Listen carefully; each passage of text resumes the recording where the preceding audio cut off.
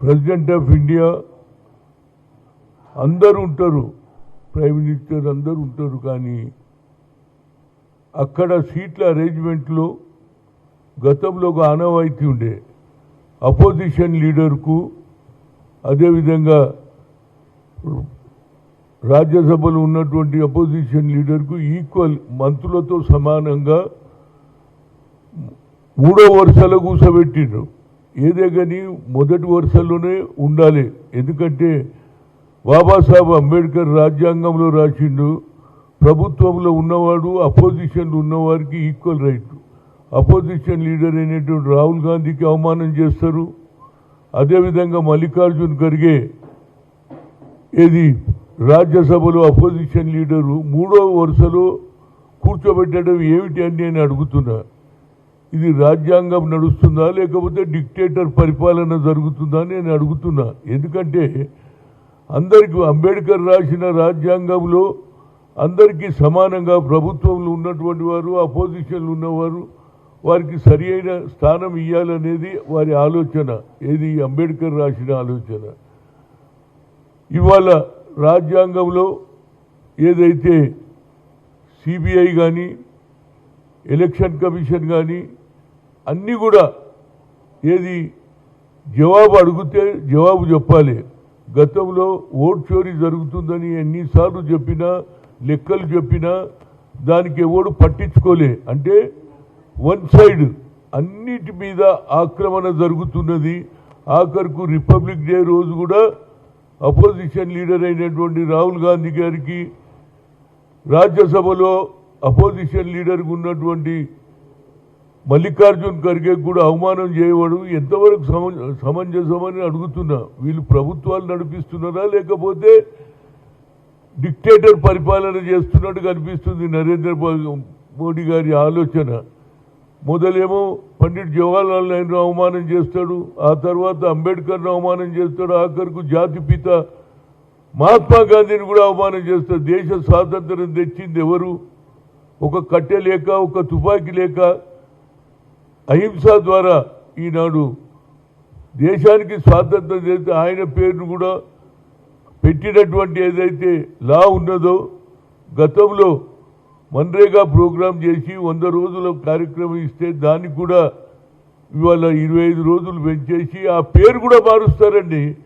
గతంలో ప్రతి డబ్బు కూడా రాష్ట్రాలకు వచ్చేది ఏది మన్రేగా గ్రామంలోనూ.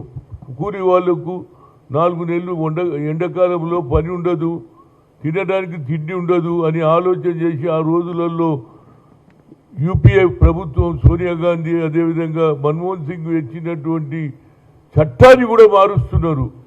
అంటే ఎంతవరకు ఇది న్యాయం అని నేను అడుగుతున్నా. ప్రజలు తెలుసుకోవాలి.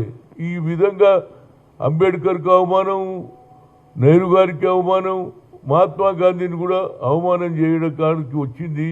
అదేవిధంగా నిన్న జరిగినటువంటి సంఘటన అది బాధాకరం.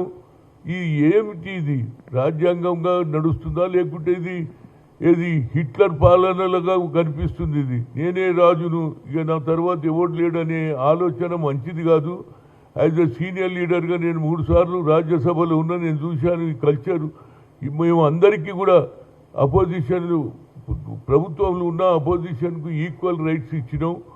వారికి కూడా సరి అయిన ప్లేసు ఏది అకామిడేషన్ చేసినాం. కానీ వాళ్ళనేమో 3వ రోజులో కూర్చోబెడతారు. అటు రాహుల్ గాంధీని అదేవిధంగా మల్లికార్జున్కి వారిని కూడా అవమానం చేశారు. దీన్ని నేను ఖండిస్తున్నా. ఇలాంటి అవమానాలు సహించేది లేదు. ఇది డిక్టేటర్ పాలన, ఇది ప్రజాస్వామ్య దేశం. ఇంకో పక్క దేశంలో ఇంకో కొత్త కార్యక్రమం. అన్నిటికీ రామ్ పేరు చెప్పడం ఏం తప్పు చేసిండని. మహాత్మా గాంధీ జాతిపిత ఎవరన్నారు? ఆనాడు సుభాష్ చంద్రబోస్ అన్నాడు, మనం యుద్ధం చేద్దాం బ్రిటిష్ వారితో, సిపాయిలను తయారు చేస్తా అంటే ఒక సిపాయిలు తయారు చేసి యుద్ధం చేద్దామని అన్నటువంటి వ్యక్తి సుభాష్ చంద్రబోస్ అన్నాడు. ఈయన జాతిపిత అన్నాడు. ఆ జాతిపితకు అవమానం. అదేవిధంగా గతంలో ఈ జాతిపితను చంపిన వాళ్ళు కూడా ఆర్ఎస్ఎస్ బీజేపీ. ఇప్పటి కూడా ఈ దేశాన్ని ముక్కలు చేసి ఏ విధంగా నన్న ప్రభుత్వాలలో కొనసాగాలని 3 సార్లు గెలిచినా ఇక 4వ సారి ఇది ఒక అహంకారం వచ్చేసింది. నేనే రాజును, నేను చెప్పినట్టే వినాలంటే ఇది ప్రజాస్వామ్య దేశం. అన్ని మతాల వారు, అన్ని కులాల వారు, అన్ని దేవుళ్ళు పూజించే దాన్ని ఏకం చేసి ఆనాడు రాజ్యాంగం రాసినటువంటి అంబేద్కర్కు అవమానం చేస్తారు, జాతిపితకు అవమానం చేస్తారు. ఇది డిక్టేటర్ పరిపాలనగా కనిపిస్తుంది. దీన్ని నేను ఖండిస్తున్నా. ఇలాంటి పరిపాలన వల్ల మీరు 4 రోజులు గొప్పలు చెప్పుకోవచ్చు, కానీ ప్రజలు గమనిస్తున్నారు. ఈ దేశాన్ని ముక్కలు చేసేసి మళ్ళా రాజ్యాంగంలో తమ ప్రధానమంత్రి కావాలని ఓట్ల రాజకీయాలు చేయడం ఇది మంచి పద్ధతి కాదు. ఎలక్షన్ అప్పుడే ఓట్లు, కానీ ఎలక్షన్ కాకముందు కూడా అపోజిషన్ను చిల్లరగా మీది ఏమి లెక్కలేదు అని చెప్పడానికి చెప్తున్నావు.